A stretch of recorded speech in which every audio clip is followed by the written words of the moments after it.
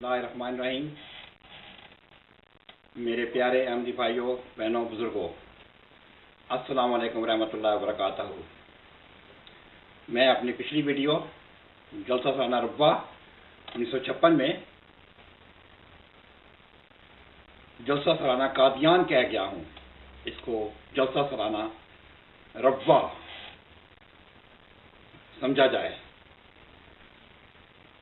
یہ جلسہ سالانہ 1956 میں ربوہ میں ہوا تھا، اور اس پر جیسے میں نے پہلے ہی بتایا جو تقاریر تھیں وہ تقاریر خلیفہ ثانی کی آخری تقاریر ثابت ہوئیں، کیونکہ اس کے بعد خلیفہ ثانی کو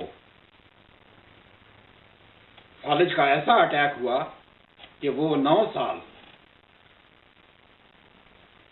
اپنے بستر سے نہیں اٹھ سکے، اور اسی حالت میں انہوں نے 1965 میں جان دی۔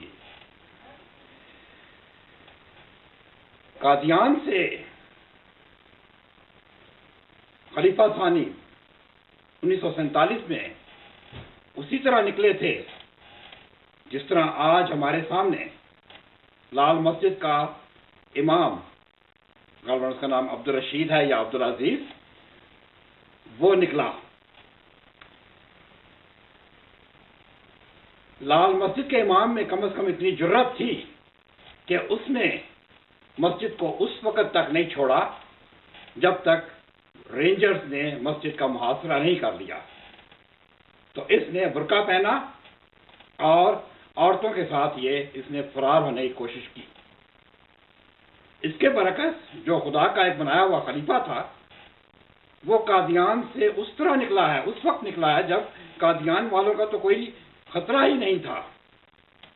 یہ اپنی بیویوں کے ساتھ برقع پہن کے اس طرح نکلا ہے اور لاہور آ گیا۔ یہ خدا کا بنایا ہوا خلیفہ اور مسلم موعود اپنے آپ کو کہلواتا تھا، اور آ کر اس نے اس ہجرت کو، اس قادیان سے نکلنے کو ہجرت کا نام دیا، اور آتے ہی دھواں دار خطبات دینے شروع کر دیے جب اس کو موقع ملا کہ یہ ہجرت ہماری وقتی ہجرت ہے، ہم انشاءاللہ قادیان واپس جائیں گے۔ جماعت کو وہ مینٹلی تیار کرتا رہا، پروگرام کرتا رہا کہ قادیان ہمارا مرکز ہے، ہم نے واپس آخر قادیان جانا ہے۔ اب دیکھیں یہ ہجرت کس کہتا ہے، اور اس کو مثال دیتا ہے رسول پاک صلی اللہ علیہ وسلم کی ہجرت کے ساتھ۔ ارے محترم، رسول اللہ صلی اللہ علیہ وسلم نے جو ہجرت کی تھی، انہوں نے سب سے پہلے اپنے ساتھیوں کو وہاں سے نکالا تھا، جبکہ ان کو بہت خطرہ ہو گیا تھا، ان کی جانوں کو خطرہ ہو گیا تھا، تو انہوں نے سب سے پہلے اپنے تمام ساتھیوں کو نکالا، اور آخر میں آپ صلی اللہ علیہ وسلم اور حضرت ابوبکر صدیق رات کے اندھیرے میں نکلے، اپنے پیچھے حضرت علی کو چھوڑ گئے۔ یہ صاحب خدا کے بنائے ہوئے خلیفہ اپنے ان مریدوں کو ان دشمنوں کے رحم و کرم پہ چھوڑ کے آپ فرار ہو جاتے ہیں اور برقع پہن کے جاتے ہیں، اور قادیان واپس جانے کا نام نہیں دیتے۔ قادیان کی تو مٹی ان کو نصیب نہیں ہوئی۔ حضرت مسیح موعود علیہ الصلوۃ والسلام نے رسالہ الوصیت میں فرمایا یہ ضروری ہوگا کہ مقام اس انجمن کا قادیان رہے، کیونکہ خدا نے اس مقام کو برکت دی ہے، اور جائز ہوگا کہ وہ آئندہ ضرورتیں محسوس کر کے اس کام کے لیے کوئی مکان تیار کریں۔ مسیح موعود علیہ الصلوۃ والسلام نے قادیان کو تو ایک خاص فوقیت دی تھی، اور کہا تھا کہ اس کو ہمیشہ، قادیان کو ہمیشہ جماعت کا مرکز رہنا چاہیے، لیکن انہوں نے تو اس مرکز کو چھوڑ دیا۔ اس مرکز کو چھوڑے ہوئے آج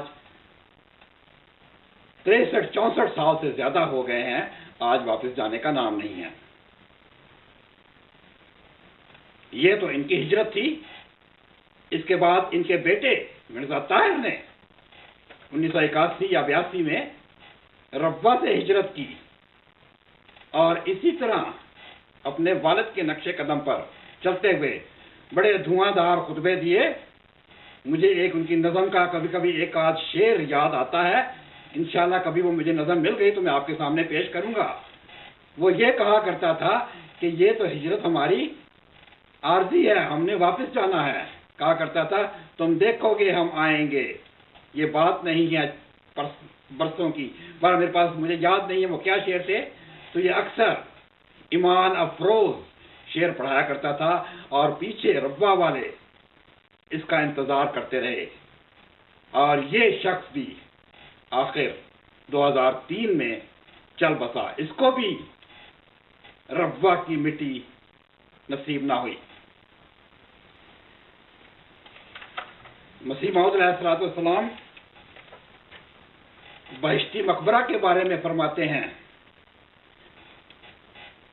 رسالہ الوصیت میں, کوئی نادان اس قبرستان کو اور اس کے انتظام کو بدعت میں داخل نہ سمجھے, کیونکہ یہ انتظام حسب الہی ہے اور انسان کا اس میں دخل نہیں. اور کوئی یہ خیال نہ کرے کہ صرف اس قبرستان میں داخل ہونے والے سے کوئی شخص بہشتی ہو سکتا ہے. کوئی یہ خیال نہ کرے کہ صرف اس قبرستان میں داخل ہونے سے کوئی بہشتی کیوں کر ہو سکتا ہے. کیوں کر یہ مطلب نہیں ہے کہ یہ زمین کسی کو بہشتی کر دے گی, بلکہ خدا کے کلام کا یہ مطلب ہے کہ صرف بہشتی ہی اس میں دفن کیا جائے گا. آئیے دیکھیں مسیح موعود علیہ السلام کی وہ اولاد جن کے بارے میں یہ تھا کہ میرے خاندان یعنی میری نسبت اور میرے اہل عیال کی نسبت خدا نے استثناء کیا ہے, باقی ہر ایک مرد یا عورت ان کو شرائط کی پابندی لازم ہوگی اور شکایت کرنے والا منافق ہوگا. یعنی انہوں نے تو اس شرط میں کہا تھا کہ ان کے خاندان کے لیے بہشتی مقبرہ میں دفن ہونے کے لیے الوصیت کی شرائط پر کی پابندی کرنا لازم نہیں ہے. یعنی وہ بغیر وصیت کیے بھی دفن ہو سکتے تھے. لیکن خدا کا کرنا کیا ہوا, مسیح موعود علیہ السلام کی اولاد میں سے وہ لوگ جو سارے قادیان سے ربوہ آ گئے, ان کو آج تک ان کو قادیان میں بہشتی مقبرہ میں دفن ہونا نصیب نہ ہوا. بہت عرصہ تک ان کی قبروں پر یہ تختی لگی رہی ہے کہ ان کو یہ امانتاً یہاں دفن ہے, ان کو جب موقع ملے یہ قادیان پہنچائیں. اب ان کو فوت ہوئے 50 سال سے زیادہ ہو گئے ہیں. یہ تو وہاں اپنے خاندان کے لوگوں کو نہیں بھیج کے جا سکے, یہ آپ اور ہماری میتوں کو قادیان میں کیسے لے جائیں گے.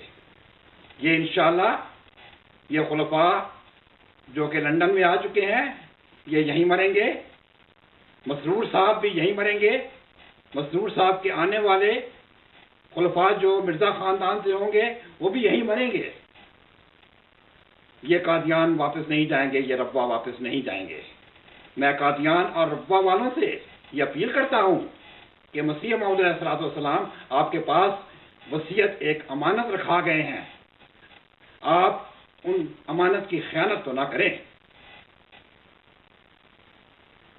آپ کو وہ فرما گئے تھے کہ میرے بعد انجمن میری جانشین ہوگی.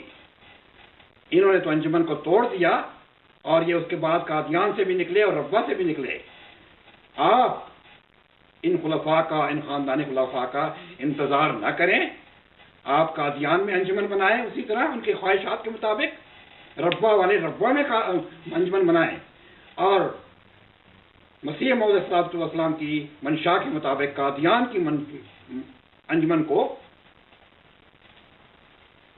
سینٹر جانے اور باقی دنیا کی انجمنیں ان کے ماتحت ہوں.